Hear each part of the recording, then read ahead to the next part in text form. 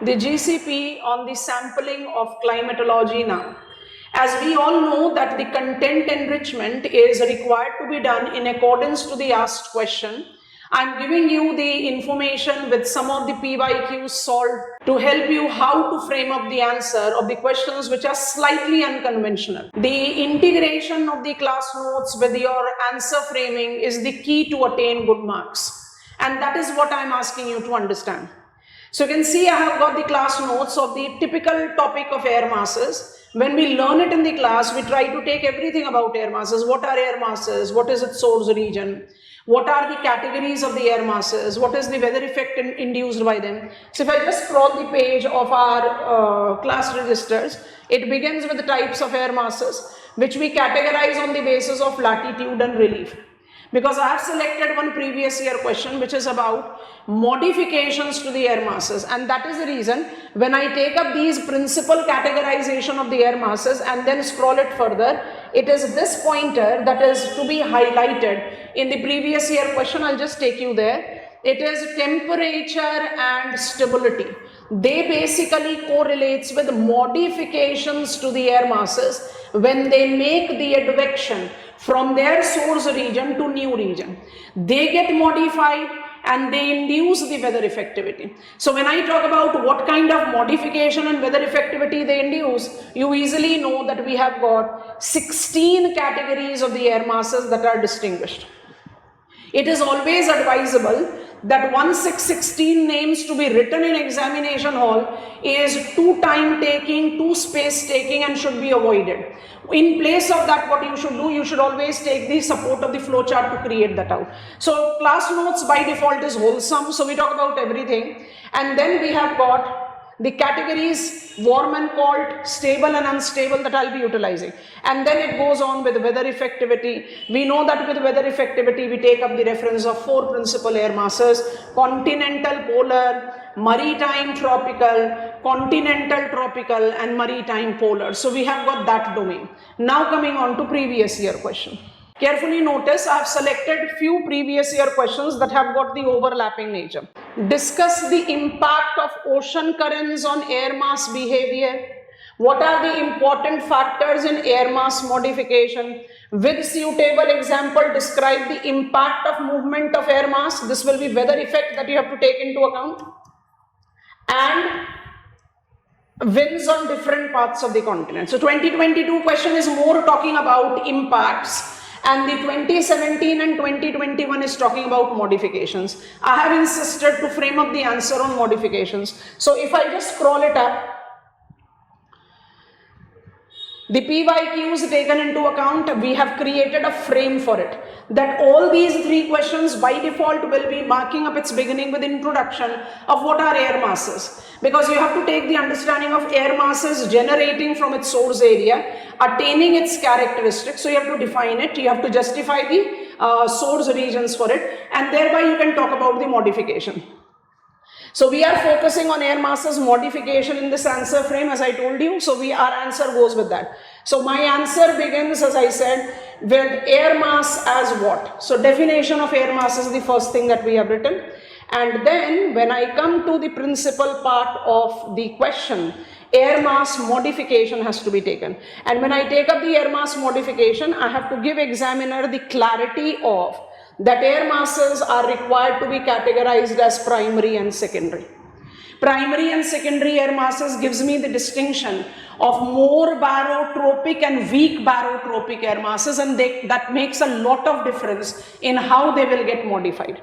As I proceed further with my answer, air mass modifications is required to be demarcated into 2 types, and here goes my core of the answer. 2 principal types of modification: thermodynamic and mechanical. This is what you have to frame, because what exactly we take into account is that I justify thermodynamic and mechanical as secondary thing, and I focus on that my air masses modification can be warm or cold, or my air mass modification can be stable and unstable. That will not create the required frame of the answer. It is important for me to specify the types of modification, and then the details. Details, you are coming on to the core segment again. let thermodynamic comes into forefront. And are we noticing that thermodynamic processes includes effect as heating from below or cooling from below? And when I take up the reference of heating and cooling, it is going to modify evaporation of the water. So what is the initial characteristics of the air mass? What is the nature of underlying surface? What is the path of movement of air mass, and what is the transit time taken by air mass are the principal determiners of thermodynamic modifications to the air masses. And once I take air masses thermodynamic movement, this is what we always take into account, only that I have to specify it. What is that always taken into account? Air mass moving over warmer surface is bound to be heated from below, and air mass moving over colder surface will develop inversion and stability. That is the reason my tropical air mass can become warm or cold, and similarly my polar air mass can become warm or cold. Stability and instability by default is the outcome thereafter, but thermodynamics is about the actual temperature increase or decrease as they are transiting over the advected area. Once you try to take up the reference of mechanical, part 2, mechanical processes, these are dynamic modifications, and basically dynamic modifications will be associated with what? It will be turbulent mixing, it will be large scale effect on lapse rate due to divergence or convergence, it can be due to sinking, we can call it subsidence, it can be due to lifting, we can take it up to the reference of rising convection. They will modify the air masses stability and instability, and this is the reason we take S and U as the subcategories of air masses.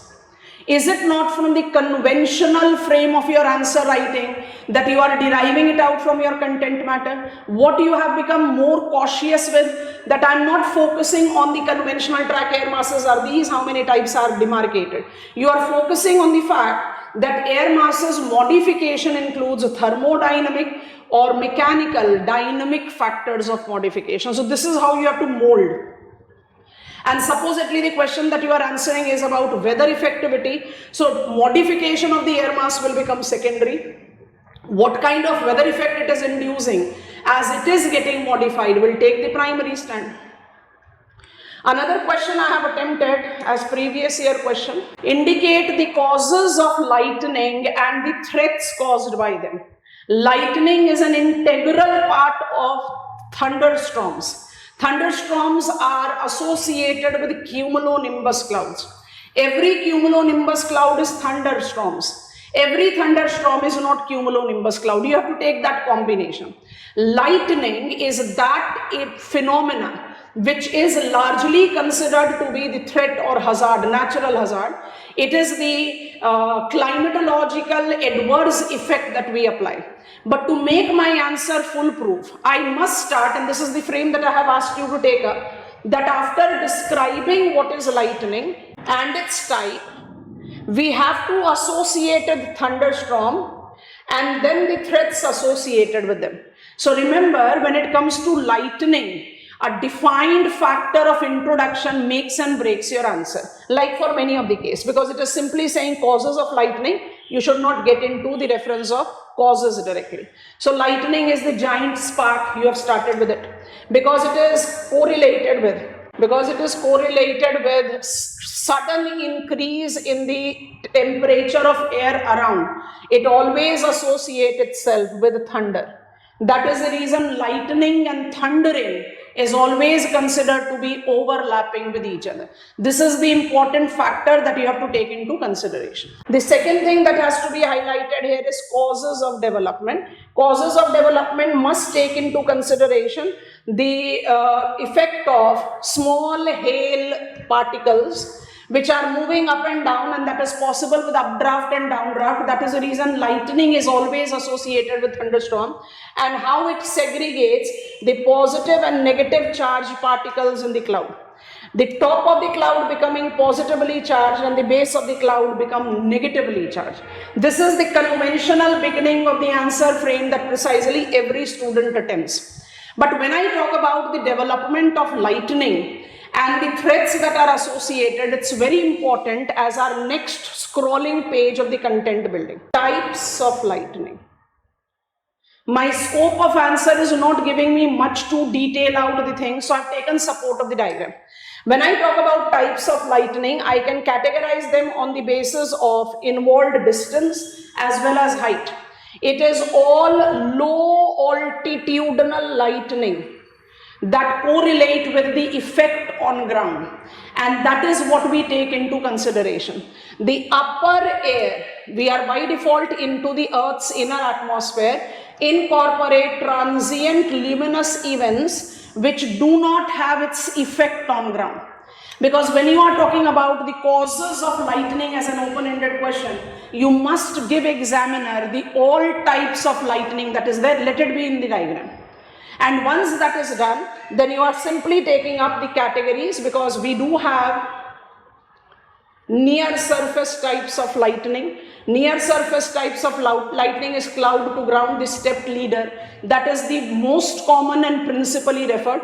The variance that goes, a negative cloud to ground, it has got branching. Positive cloud to ground, it is single bolt. Cloud to cloud and intra cloud, they are more horizontal. They are not having much effect as a threat to us. And then ball lightning, which is more of the spare of the light that we see. It is not having that bolt that we normally associate with lightning. After you are done with this, then talk about the threats that it creates. The threat that it creates can be direct, can be passive. Direct, that can be the damage that it is generating. Direct can be the heat which is triggering up the fire.